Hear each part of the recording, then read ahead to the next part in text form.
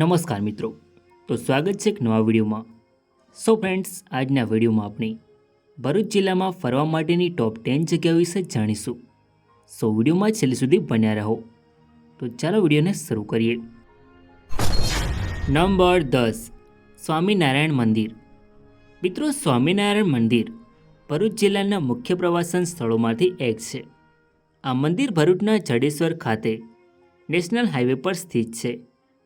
18 એકરમાં ફેલાયેલું આ મંદિર અદ્ભુત કોતરણીવાળા સ્તંભો, ભવ્ય મહેરાબો અને સુંદર મૂર્તિઓથી સજ્જ છે. મંદિરની આસપાસ લીલાછમ બગીચાઓ છે, જે આ જગ્યાને વધારે આકર્ષે છે. નંબર 9, માતરિયા તળાવ. મિત્રો, માતરિયા તળાવ ભરૂચ શહેરના મધ્યમાં આવેલું એક શાંત અને સુંદર સ્થળ છે, જે પ્રકૃતિ પ્રેમીઓ, પરિવાર અને સવાર સાંજની સહેલ માટે આદર્શ છે. આ તળાવ આસપાસના બગીચા, ચાલવાના પાથવે અને શાંત વાતાવરણ માટે જાણીતું છે. અહીંયા તળાવની આસપાસ પૂરતી પાર્કિંગ જગ્યા ઉપલબ્ધ છે. નંબર 8, નિનાઈ માતા ધોધ.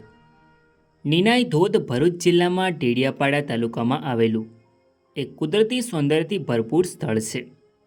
આ ધોધ લીલાછમ જંગલોની વચ્ચે નર્મદા જિલ્લાની નજીક આવેલો છે, જે પ્રકૃતિ પ્રેમીઓ અને પ્રવાસીઓ માટે એક આદર્શ સ્થળ છે. ચોમાસાનો સમય આ ધોધની મુલાકાત લેવાનો શ્રેષ્ઠ સમય છે. નંબર 7, ભૃગુઋષિ મંદિર. ભૃગુઋષિ મંદિર ભરૂચ શહેરના પૂર્વ ભાગમાં નર્મદા નદીના કિનારે દાંડિયા બજાર વિસ્તારમાં આવેલું છે. આ મંદિર હિન્દુ ધર્મનું એક પવિત્ર સ્થળ છે અને સપ્તઋષિઓમાંના એક ભૃગુ ઋષિના સન્માનમાં બનાવવામાં આવેલ છે. ભરૂચ શહેરનું નામ ભૃગુ કચ્છ પરથી પડ્યું છે, જે ભૃગુ ઋષિ સાથે સંકળાયેલું છે. આ મંદિર 2 ભાગમાં વહેંચાયેલું છે. આ મંદિર ભરૂચના સાંસ્કૃતિક અને ધાર્મિક વારસાનો એક મહત્વપૂર્ણ ભાગ છે.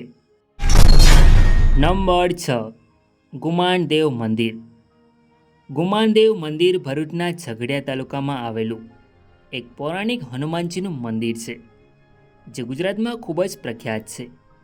આ મંદિર નર્મદા નદી અને કાવેરી નદીના સંગમની મધ્યમાં સ્થિત છે. આ મંદિરમાં લગભગ 500 વર્ષ પહેલાં હનુમાનજીની મૂર્તિની સ્થાપના કરવામાં આવી હતી.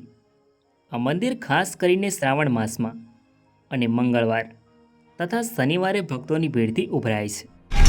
Number 5, Narmada park. Narmada park ભરૂચમાં નર્મદા નદીને કિનારે આવેલું એક સુંદર અને લોકપ્રિય પ્રવાસન સ્થળ છે. આ પાર્ક નેશનલ હાઈવે નંબર 8 નજીક આવેલો છે.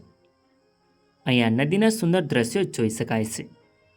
બાળકો માટે રમતનું મેદાન, બોટિંગ વગેરે કરી શકાય છે. અહીંયા પાર્કિંગની સુવિધા ઉપલબ્ધ છે. તમે અહીંયા ફરવા માટે જઈ શકો છો.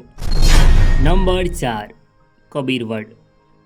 કબીરવડ એ ભરૂચ જિલ્લામાં નર્મદા નદીના મધ્યમાં એક નાનકડા ટાપુ પર આવેલું એક પ્રખ્યાત ધાર્મિક અને પ્રવાસન સ્થળ છે.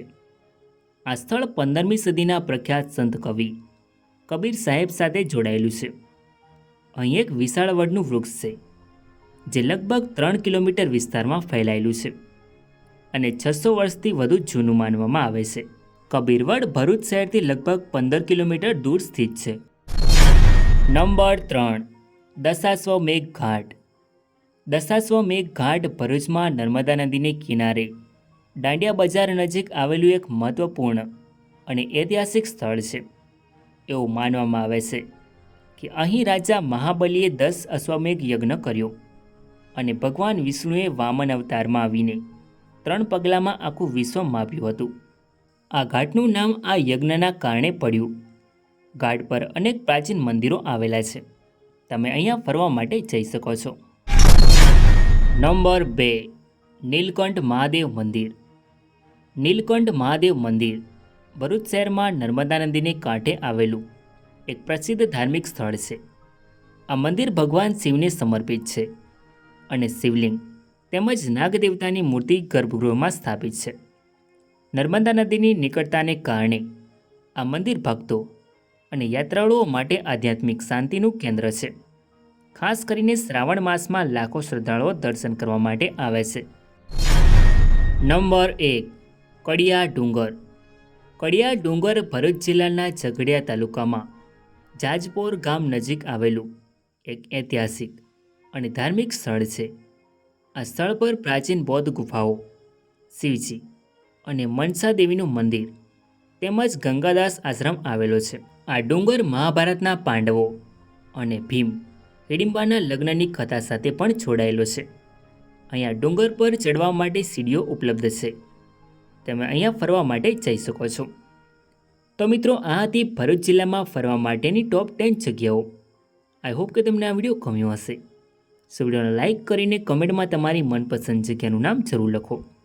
અને ચેનલમાં નવા હોય તો આવા જ અવનવા વિડીયો જોવા માટે ચેનલને સબસ્ક્રાઈબ જરૂર કરો. તો મળીએ એક નવા વિડીયોમાં. ધન્યવાદ.